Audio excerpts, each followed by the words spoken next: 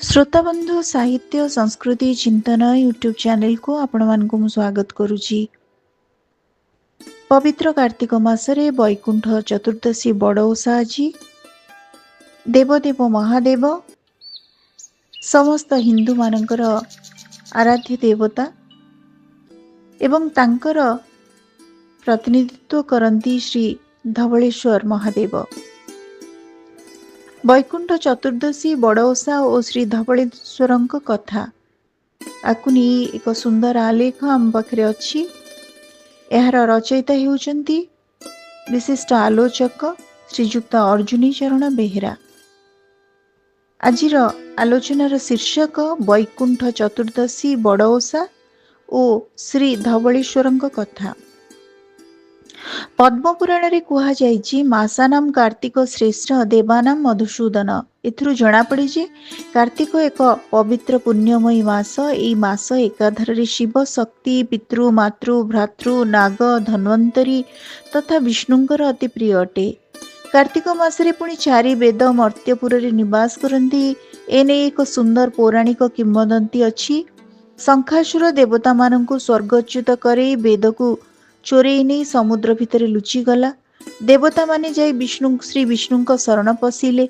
श्री विष्णु चतुर्मासिया अवसर रे क्षीरसागर मध्य जोग निद्रा रे शयन करुथांती।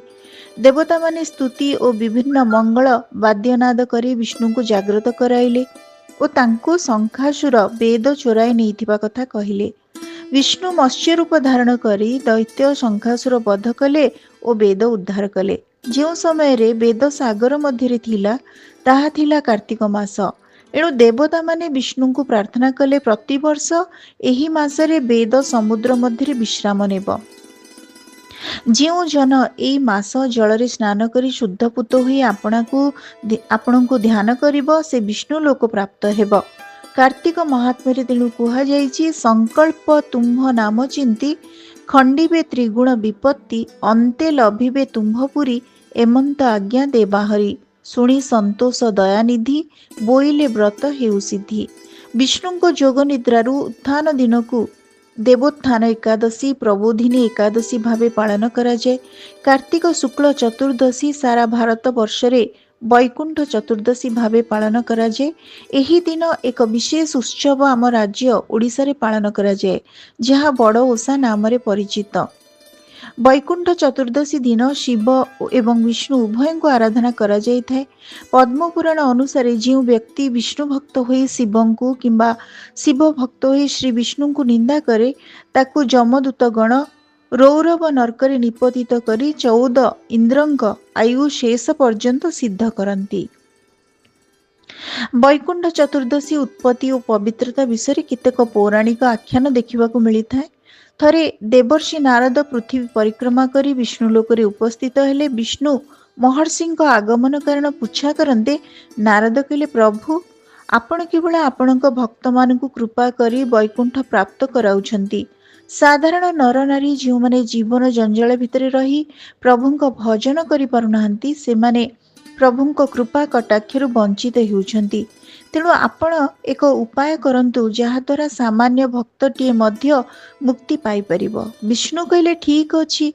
कार्तिक शुक्ल चतुर्दशी दिन जो नर नारी व्रत पालन पूर्वक मोर पूजा करिवे सेमानक पई वैकुंठ द्वार उन्मुक्त रहिबो।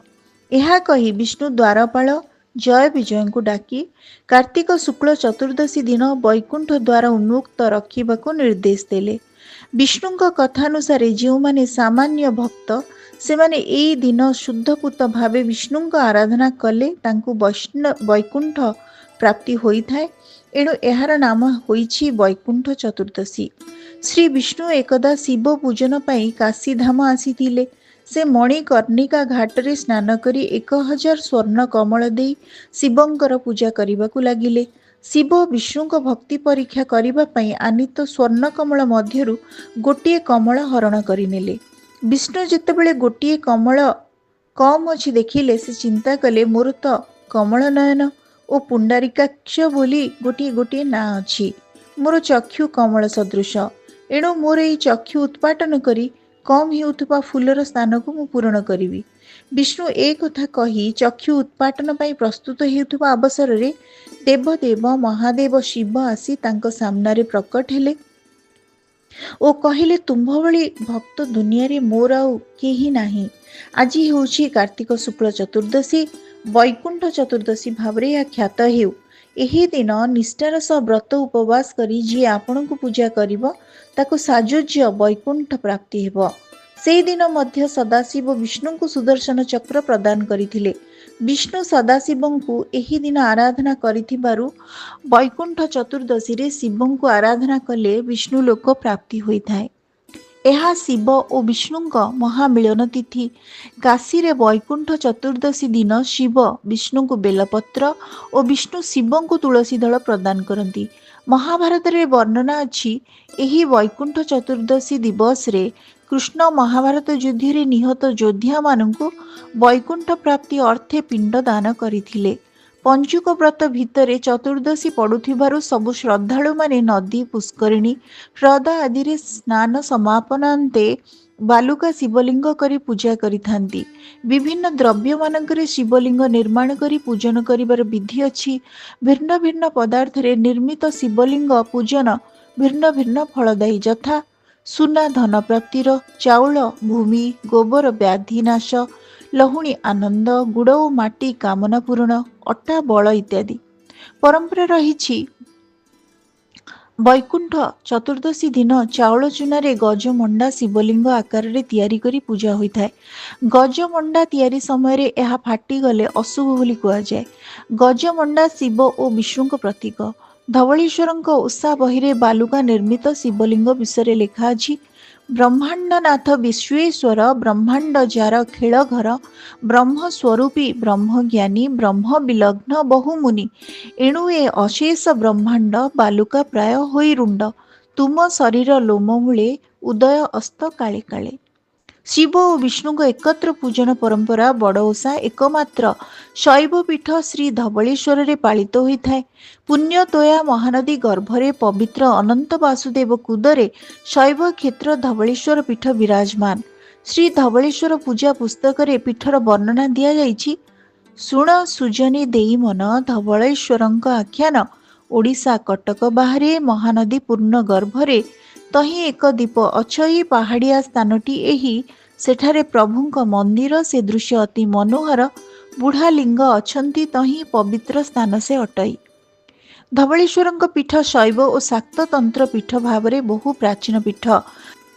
ପୀଠ ଚତୁଃପାର୍ଶ୍ୱରେ ସ୍ୱପ୍ନେଶ୍ୱର, ସର୍ପେଶ୍ୱର, ମଞ୍ଚେଶ୍ୱର, ବାଞ୍ଛେଶ୍ୱର, ସିଦ୍ଧେଶ୍ୱର, ବାଲୁଙ୍କେଶ୍ୱର ପ୍ରଭୃତି ମହାଦେବଙ୍କ ପୀଠମାନ ରହିଛି।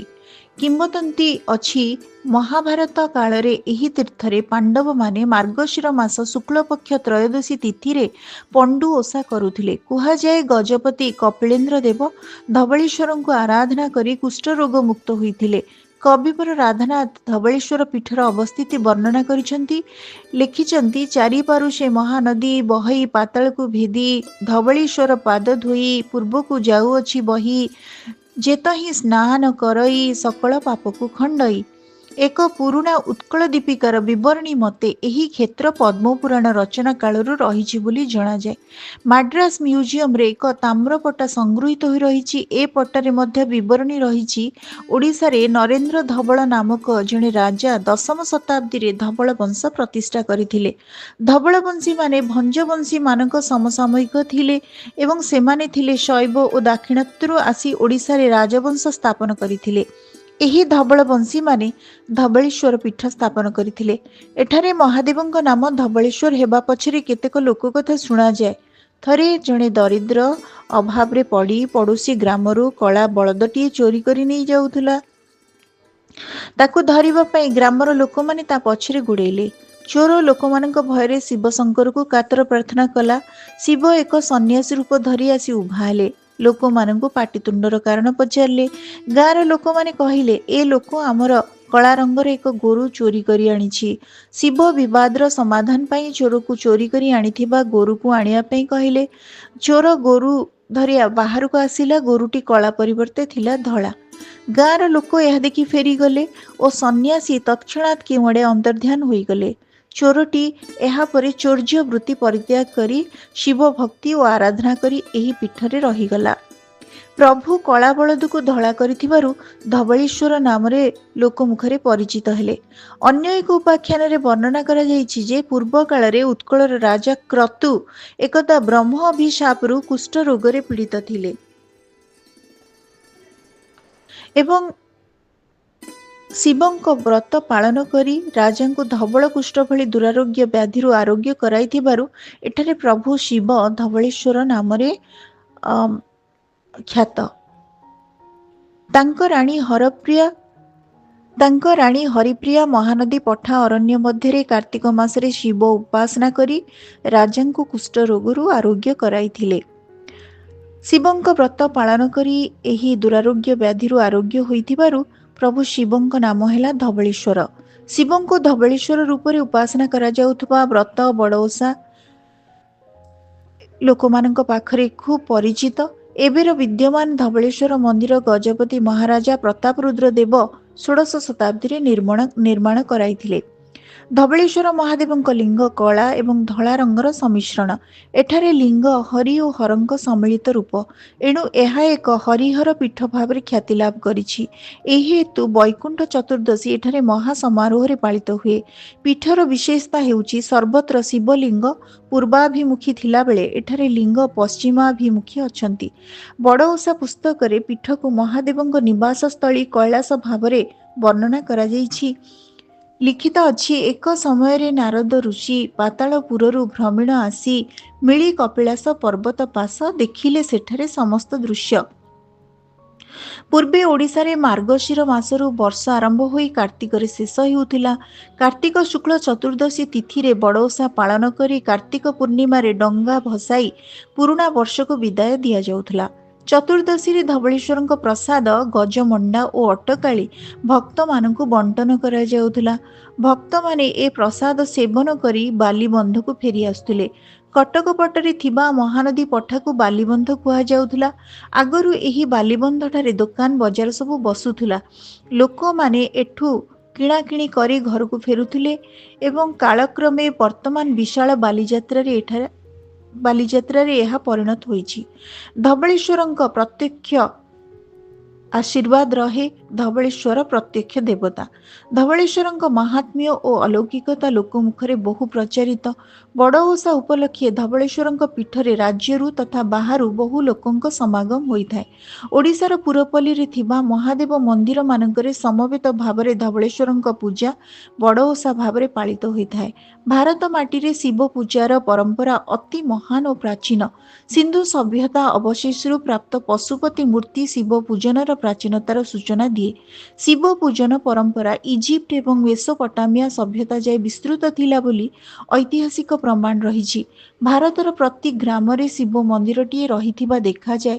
ଭଗବାନ ଶଙ୍କର ସ୍ୱୟଂଭୂ ତାଙ୍କ ମହିମା ପ୍ରଚାର ପାଇଁ ସେ ଭାରତବର୍ଷର ବିଭିନ୍ନ ସ୍ଥାନରେ ସ୍ୱୟଂଭୂ 12 ଗୋଟି ଜ୍ୟୋତିର୍ଲିଙ୍ଗ ରୂପେ ପ୍ରକଟ ହୋଇଛନ୍ତି। 12 ଜ୍ୟୋତିର୍ଲିଙ୍ଗଙ୍କ ସ୍ତୁତିରୁ ଏହି ଲିଙ୍ଗମାନଙ୍କର ଅବସ୍ଥିତି ସୂଚନା ମିଳେ। ଏଠାରେ ଉଲ୍ଲେଖନୀୟ ଉତ୍କଳର ଶ୍ରୀକ୍ଷେତ୍ର ଧାମ ବୈଷ୍ଣବ, ଶୈବ, ଶାକ୍ତ, ସୌର, ଗାଣପତ୍ୟ ଇତ୍ୟାଦି ଧର୍ମଧାରାର ଏକ ସମ୍ମିଳିତ ପୀଠ। ଏଠା ରୀତିନୀତି ମୁଖ୍ୟତଃ ବୈଷ୍ଣବୀୟ ହେଲେ ହେଁ ଅନ୍ୟ ଧର୍ମଧାରାର ବହୁ ନୀତି ଏଠି ପାଳିତ ହୁଏ। ତ୍ରିଦେବ ଧାରାରେ ତ୍ରିମୂର୍ତ୍ତି ଶ୍ରୀ ବଳଦେବ, ସୁଭଦ୍ରା ଓ ଜଗନ୍ନାଥ ଯଥାକ୍ରମେ ବ୍ରହ୍ମା, ବିଷ୍ଣୁ ଏବଂ ମହେଶ୍ୱର ଭାବେ ଅଭିହିତ। ଶ୍ରୀକ୍ଷେତ୍ରରେ ବର୍ଣ୍ଣିତ ହରିହର ଉପାସନା ଧାରାରେ ମହାପ୍ରଭୁଙ୍କ ହରିହର ବେଶ ଅନୁଷ୍ଠିତ ହୁଏ। ଦୀପାବଳି ଅମାବାସ୍ୟା ଠାରୁ କାର୍ତ୍ତିକ ଶୁକ୍ଳ ଦଶମୀ ମଧ୍ୟରେ ପଡୁଥିବା ସୋମବାରରେ ବଡ଼ ଠାକୁର ବଳଦେବଙ୍କ ହରିହର ବେଶ ଅନୁଷ୍ଠିତ ହୁଏ। ବେଶରେ ହରିହରର ପ୍ରତୀକ ଅଧେ କଳା ଓ ଅଧେ ଧଳା ରଙ୍ଗରେ ବଳଦେବଙ୍କୁ ବେଶ କରାଯାଏ। ଏ ବେଶରେ ବଡ଼ ଠାକୁର 32 ପ୍ରକାରର ସୁବର୍ଣ୍ଣ ଅଳଙ୍କାରରେ ଭୂଷିତ ହୁଅନ୍ତି। ଗତ ବର୍ଷ ନଭେମ୍ବର 16 ତାରିଖରେ ମହାପ୍ରଭୁଙ୍କର ଏହି ବେଶ ଅନୁଷ୍ଠିତ ହୋଇଯାଇଛି। ଶ୍ରୀ ଧବଳେଶ୍ୱର ପ୍ରତ୍ୟକ୍ଷ ଦେବତା। ସେ ଅକର୍ମ କର୍ମଦାୟକ। ତାଙ୍କ ନିକଟରେ ଭକ୍ତର କୌଣସି ବାଞ୍ଛା ଅପୂର୍ଣ୍ଣ ରହେ ନାହିଁ। परम कल्याणमय आशुतोष देव देव महादेव श्री श्री धवळेश्वर पूजा बड़ ओषा परम कल्याणदायी। जो माने ए बड़ ओषा व्रत पालन करती से माने अचिरे भाग्यवंत होइथांती, अपुत्रिक पुत्र लाभ करे, निर्धन ऐश्वर्य प्राप्त हुए। सर्वोपरि महारुद्र धवळेश्वर ए ओषा पालन रे जगतर मंगल हुए। परम पावन बड़ ओषारे महाप्रभु श्री धवळेश्वर स्तुति पाठ करा जाइथाय। हे चंद्रचूड़ मदनांतक शूलपाणे स्नाणो गिरीश गिरिकेश महेश शंभो भूतेश भीति भय सदन मम नाथम सार दुख गहनार्ज गदीक्ष्य गदीश रक्ष। हे पार्वती हृदय वल्लभम चंद्रमौळे भूताधीप स्मरहर त्रिदशाधिनाथ। हे विश्ववंद्य करुणामय दीनबंधो संसार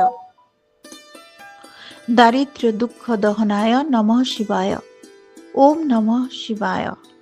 श्रोताबंधु आज आमे शुणुथिले पवित्र कार्तिक मासर एक सुंदरतम उपाख्यान वैष्णव चतुर्दशी बड़ ओषा और श्री धवळेश्वर कथा।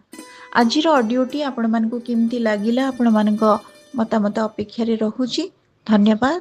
ओम नमः शिवाय।